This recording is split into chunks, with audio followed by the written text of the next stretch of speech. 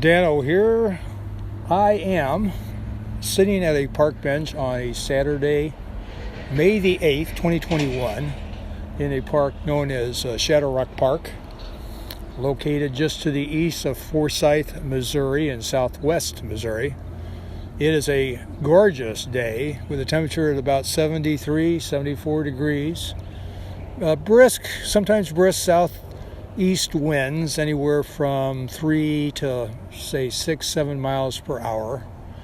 I am situated on a park bench whereby I can look at the newly built, at least in the last 3 years, Highway 160 bridge that replaced the older bridge that was torn down. It had been built back, I think, in 1951 or thereabouts, back when I was just starting life.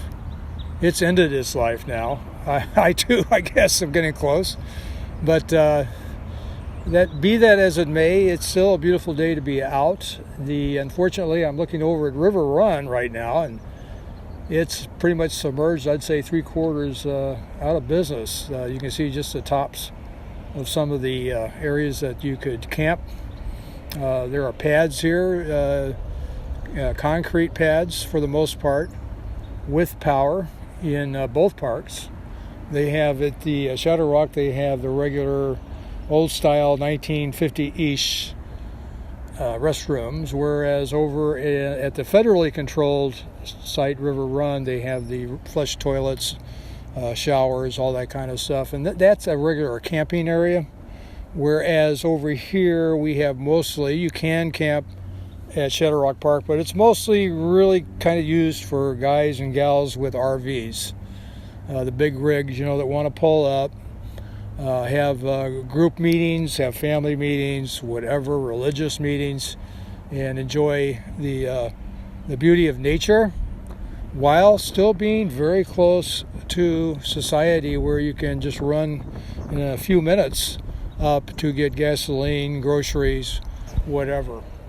The question that is on a lot of the locals and vacationers' minds right now concerning the Shadowrock and River Run area in Forsyth, Missouri, is the question of how much and if the main park is going to flood. Now, River Run, it's already pretty much done in, but Shadowrock sits quite a bit higher in elevation. I want to say at least 15 feet in elevation. I'll post the actual difference on the video, but it's up and high and dry right now, and we being everyone that enjoys parks like this are hoping that it does not flood. Now, the question is, or I should say the question will be answered in probably the next 20 days, between now, the 8th of May, and let's say the beginning of June, which isn't too far off. But if we can get into June, traditionally, unless the weather has really gone crazy, we will be saved from flooding, at least for this park. The other park that does stay high and dry all year long is the Liberty Utility Park. It used to be called Empire Park, down by the Powerside Dam.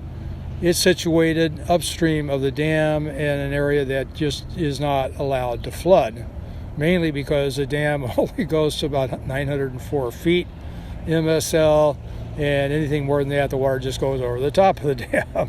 So that area, while it can get in a floody kind of situation, never sustains any kind of flood, because it just reacts to the impulse water during periods of incredibly high rain levels. So that's the story, and I'll revisit this whole area here when and if it floods, and then I will try to revisit it when and if it finally does not flood or it clears off.